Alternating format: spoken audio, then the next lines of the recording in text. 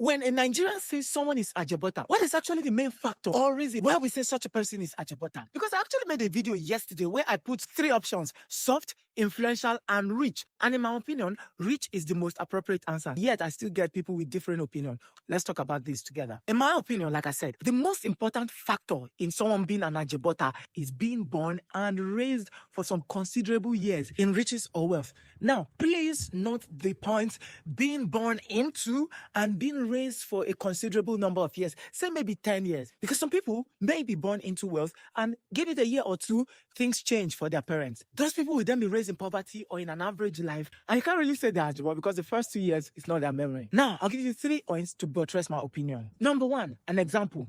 Do you actually think that Davido is Ajebutter or Ajekpako? Because he was born and raised in wealth, but he certainly does not act like a softie. So would you say he is Ajebo or Ajekpako? If you truly and sincerely say that Davido is Ajekpako, then I don't even know if I should be having this conversation with you in the first place. The story as we know it is that he was born into wealth, but he certainly does not act like a softie. He acts like he's aware of the street, he's street smart. Still on this same vein, that people who were born into abject poverty, but they still have a soft demeanor.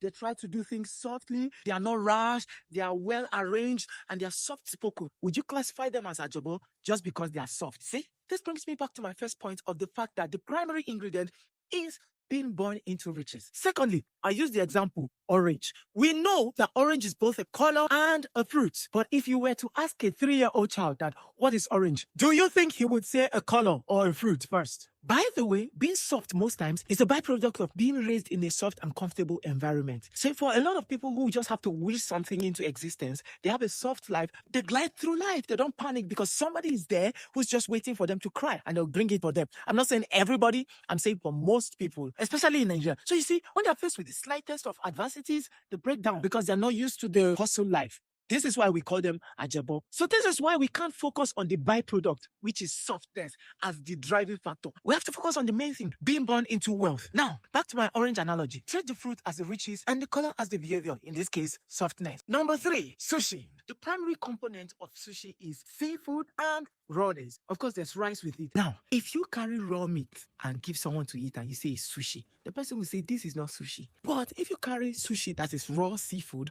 and then you fry it, someone will say, why did you fry this sushi? Because the main ingredient is the seafood and its rawness. So I want us to think of it like this: between soft and rich, which do you think is the primary reason a person is Ajebo? Anyways, I don't know if you agree with me and my analogy. Let me know what you think. And if you still disagree, I don't know, still let me know what you think anyway.